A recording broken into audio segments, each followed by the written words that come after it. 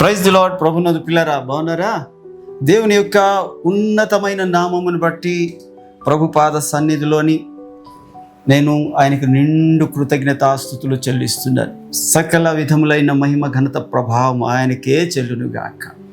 అలాగనే ప్రియులైన మీకు కూడా ప్రేమపూర్వకమైన వందనాలు తెలియజేస్తున్నాను. మరొకసారి రండి, దేవుని యొక్క వాక్యములో నుండి కొన్ని మాటలు ధ్యానం చేసుకుందాం. ఇవో కీర్తనల గ్రంథము 134వ కీర్తన మొదటి మాట చదువుతున్నారండి.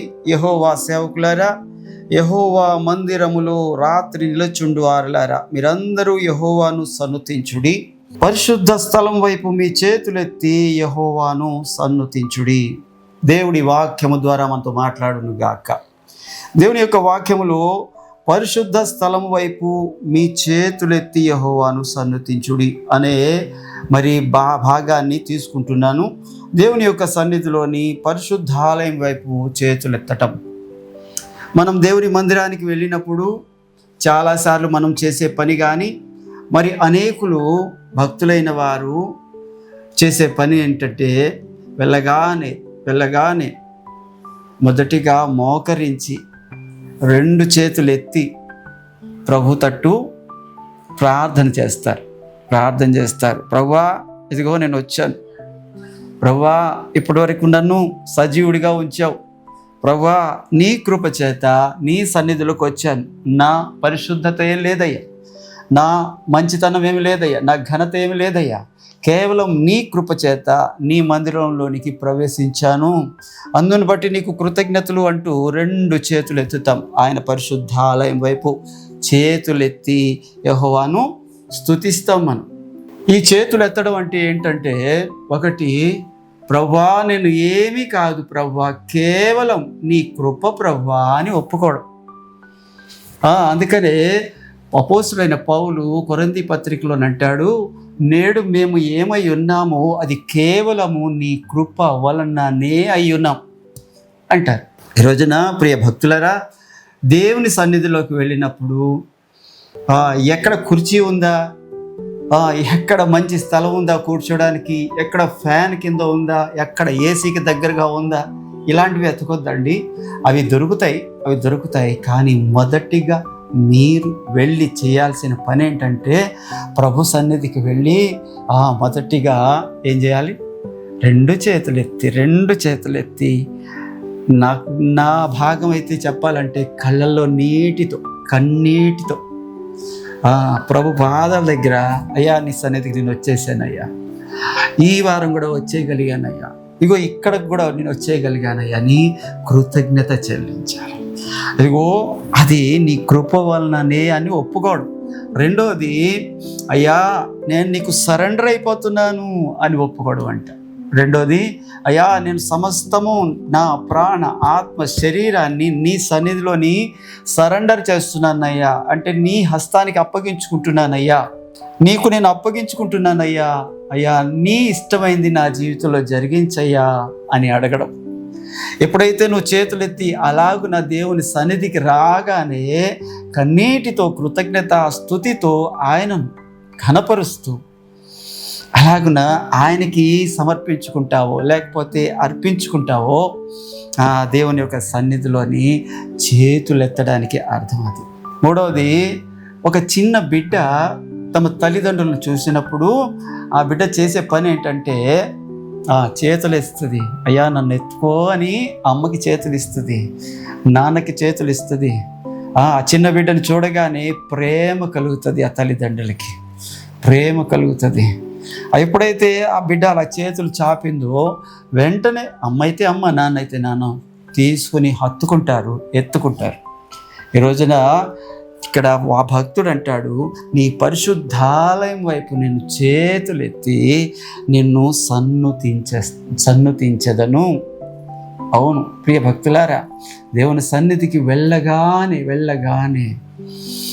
కాలు మీద కాలు వేసుకుని కూర్చున్నామా, ఒక మంచి స్థలం వెతుకున్నామా, ఫ్యాన్ చూసుకున్నామా, లేకపోతే మనకి ఎవడు సహవాసంగా ఉంటాడో వాడి పక్కన వెళ్ళి కూర్చున్నామా, ఇలాంటివి ముందు చూడొద్దండి. అవి చేస్తే చేయండి, అది పాపం అని నేను చెప్పట్లేదు. కానీ మొదటిగా ప్రభు పాదాల దగ్గరికి వెళ్ళినప్పుడు చేతులెత్తి ఆయనని సన్నుతించండి. రెండవదిగా చూసినట్లయితే దేవుని యొక్క వాక్యంలో ఇదే కీర్తనల గ్రంథంలో 28వ కీర్తన 1-2 చరణాల్లో ప్రభు మాటలు ఇలా స్పష్టంగా రాయబడి ఉన్నాయి. యెహోవా, నేను నీకు మొర్రపెట్టుచున్నాను, నా ఆశ్రయ దుర్గమా, మౌనంగా ఉండక నా మనవి ఆలకించుము.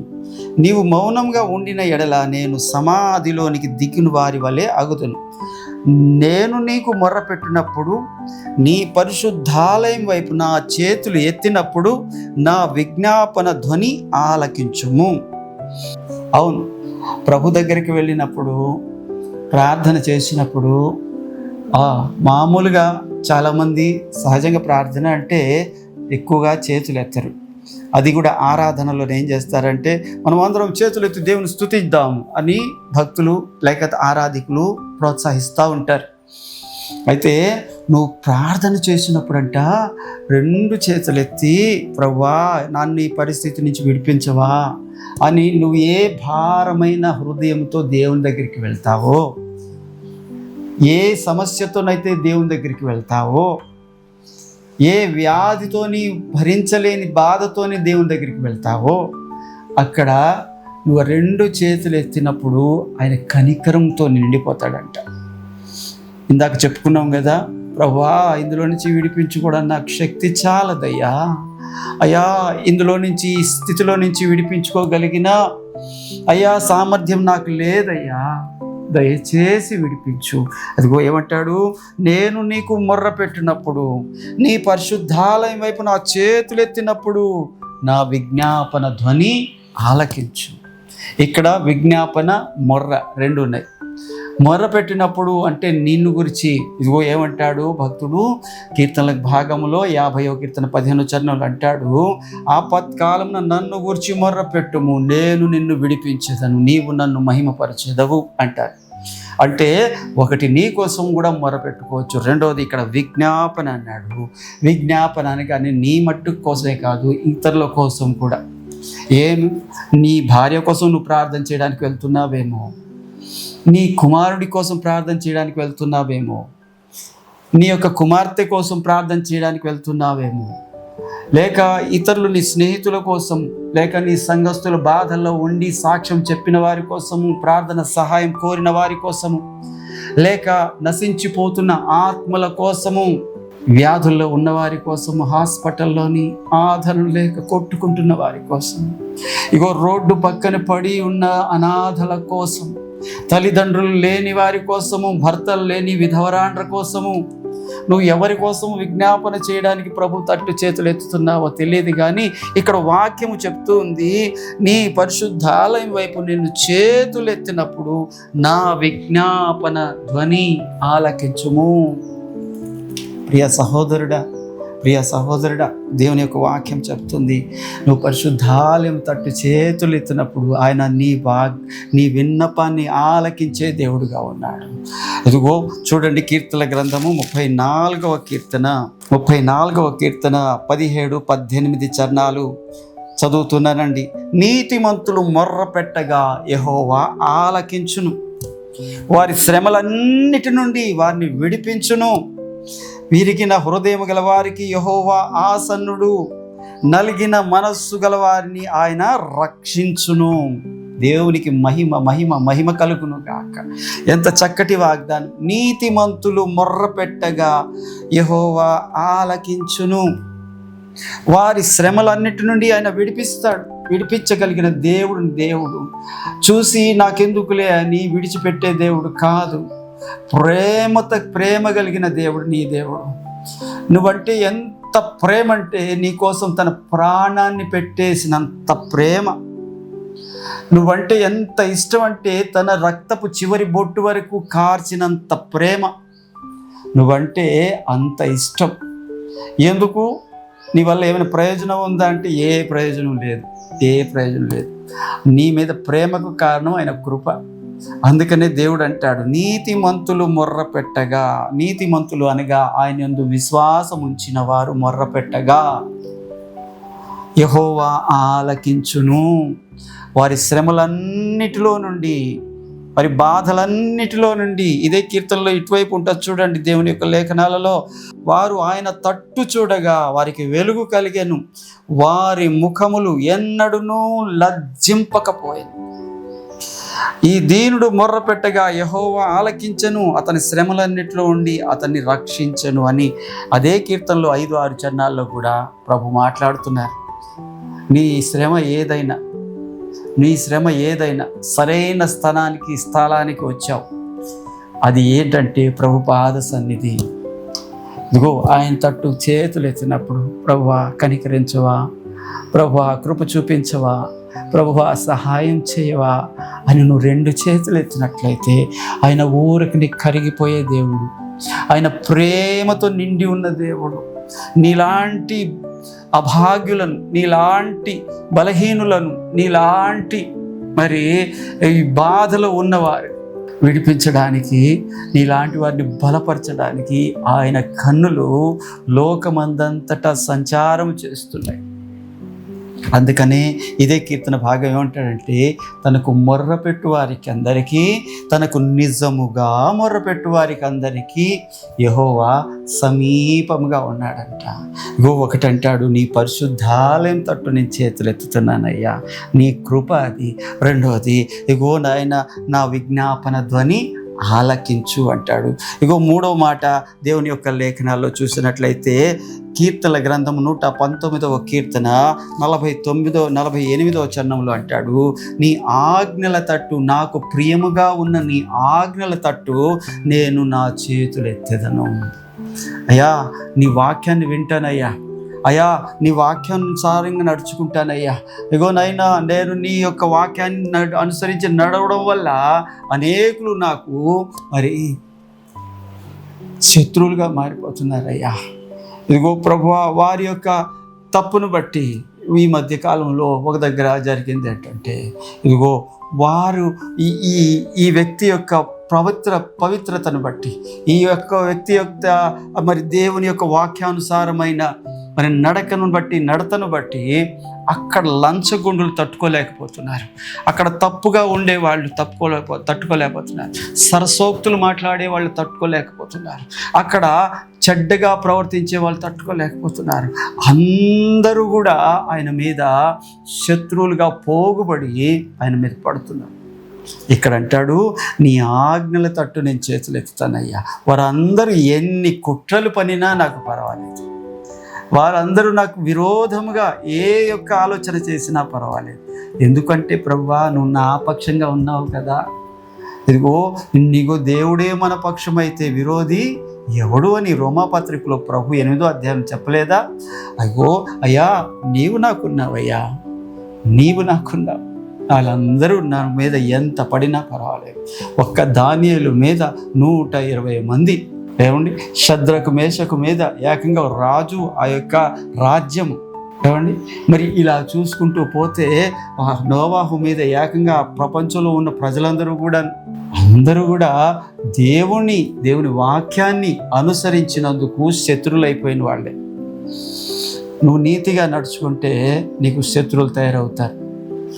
నువ్వు క్రమంగా నడుచుకుంటే, దేవుని వాక్యానుసారంగా నడుచుకుంటే, వాక్యాన్ని నీ జీవితంలో చూపిస్తే, అలా చూపించలేని వారు ఏమైపోతారంటే నీ మీద మత్సరపడతారు, నీ మీద అసూయపడతారు. గొప్ప భక్తుడు బయలుదేరాడు అంటారు. అయినా భయపడకు. నీ ప్రవర్తన కరెక్ట్ అయితే నీ పక్షంగా నీ దేవుడు ఉన్నాడు, నీ పక్షంగా నీ దేవుడు పోరాడతాడు, నీ పక్షంగా నీ దేవుడు నీకు న్యాయం తీర్చేవాడిగా ఉన్నాడు, నీ తల ఎత్తేవాడిగా ఉన్నాడు. కనుక ప్రియ సహోదరుడా, ఇక్కడ దేవుని యొక్క వాక్యం చెప్తుంది, నాకు ప్రియముగా ఉన్న నీ ఆజ్ఞల తట్టు నా చేతులు ఎత్తెదను.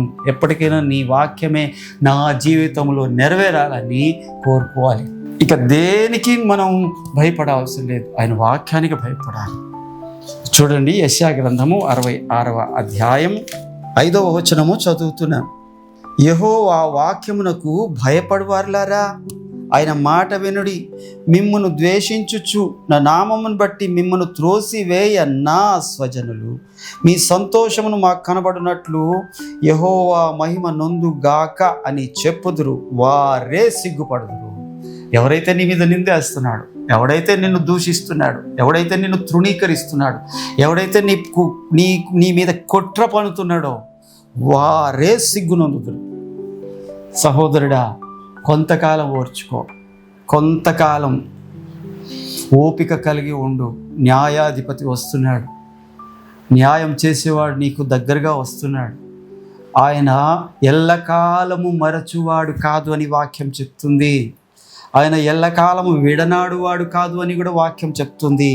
ఈ రోజున దేవుడు అంటాడు, నీ పరిశుద్ధాలయము తట్టు నా చేతులు ఎత్తుతున్నాను, అలాగే నేను నీ పరిశుద్ధాలయంలో నేను మొర్ర పెడుతున్నాను, అలాగే నీ యొక్క వాక్యం అంటే నాకు నా ప్రాణం కంటే ఇష్టం అంటున్నాడు. ఇక 4వదిగా చూసినట్లయితే, ఇగో సాయంకాలపు నైవేద్యము, కీర్తన గ్రంథము 141వ కీర్తన 2వ చరణం, నా ప్రార్థన ధూపం వలెను నేను చేతులెత్తుట సాయంకాలపు నైవేద్యము వలెను నీ దృష్టికి అంగీకారమగును గాక.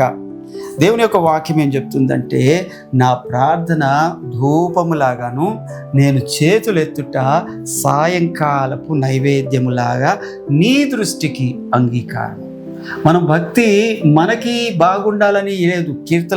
సామెతకారుడు అంటాడు, ఒకడు తన ఎదుట మరి నియమించుకున్న మార్గము ఎట్టిదైనను వాని దృష్టికి బాగానే ఉంటుందంట, కానీ అది తుదకి మరణమునకు దారి తీయును అని వాక్యములో వ్రాయించాడు సామెతల గ్రంథకర్త 15వ అధ్యాయంలో. ఇక్కడ దేవుని యొక్క వాక్యం ఏం చెప్తుందంటే నీ దృష్టికి అంగీకారం. నేను చేతులు ఎత్తుతున్నాను ప్రభువా, సాయంకాలపు నైవేద్యం వల్ల దాన్ని అంగీకరించు ప్రభువా. ఇగో మరి పాతకాలంలోని మరి మోషే కాలంలోని మరి చూసినట్లయితే ఉదయకాలపు నైవేద్యము, సాయంకాలపు నైవేద్యం. ఉదయకాలంలో ఒక గొర్రెపిల్ల, సాయంకాలంలో ఒక గొర్రెపిల్ల. మరి ఆ ప్రత్యక్షపు గుడారములోని మరి బలిగా అర్పించుట కద్దు. మరి అలా బలిగా అర్పించే దాంట్లోని దేవుడు మరి ఆ యొక్క నైవేద్యాన్ని ఎప్పుడైతే దహన బలిగా అర్పిస్తారో ఆ అర్పించిన దానిని బట్టి ప్రభు అక్కడ ప్రత్యక్షమై, చూడండి నిర్గమకాండములోని 29వ అధ్యాయము 38వ వచనము చదువుతున్నాను.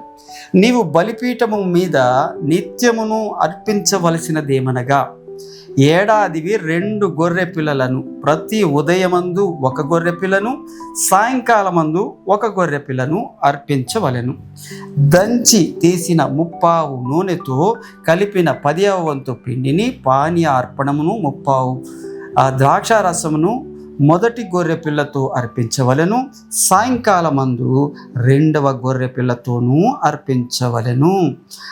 అది యెహోవాకు ఇంపైన సువాసన గల హోమమగునట్లు ఉదయకాలమందలుని అర్పణను దాని పానీయార్పణమును అర్పించినట్లుగా దీన్ని అర్పించవలను. ఇది యెహోవా సన్నిధిని సాక్ష్యపు గుడారము యొక్క ద్వారమునొద్ద మీ తరములకు నిత్యముగా అర్పించు దహన బలి. ఇలాగ అర్పించినప్పుడంట నీతో మాట్లాడుటకు నేను అక్కడికి వచ్చి నిన్ను కలుసుకొందును.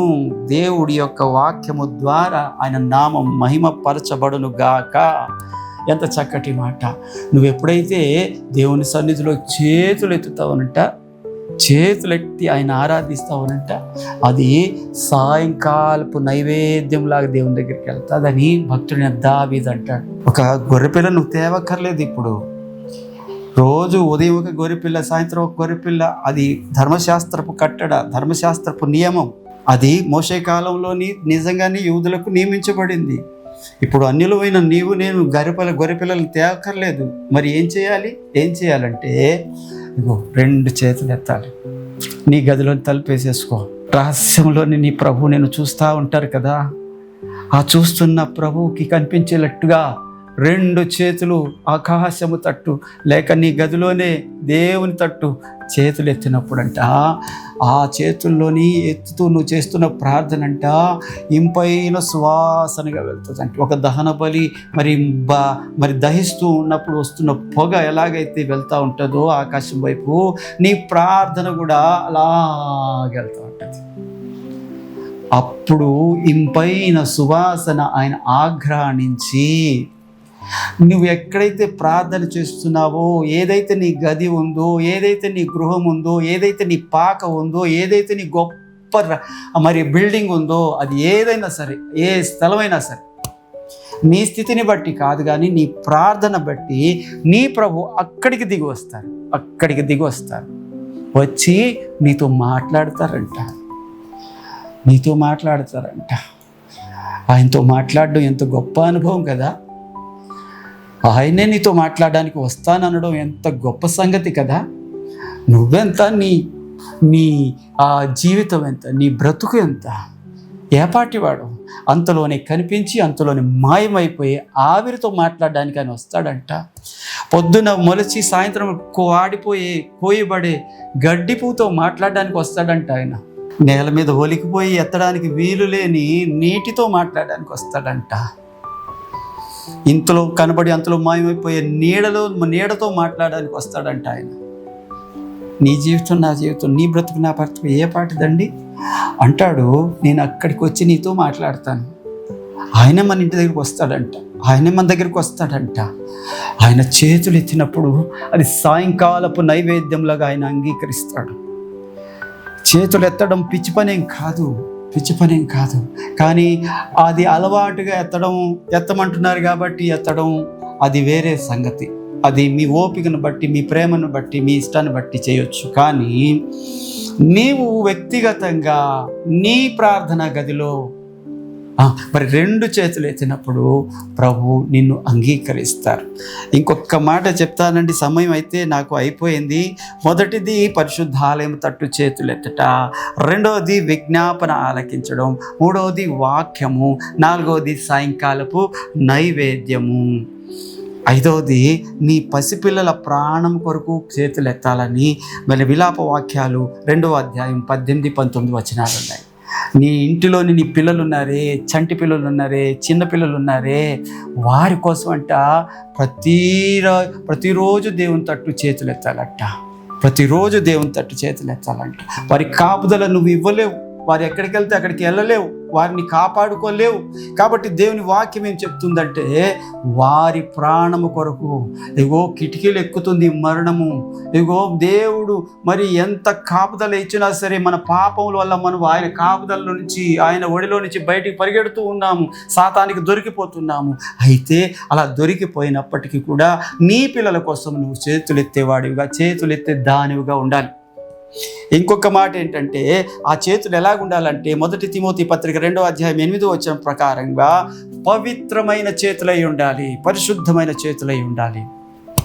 అది ఎలా సాధ్యమండి?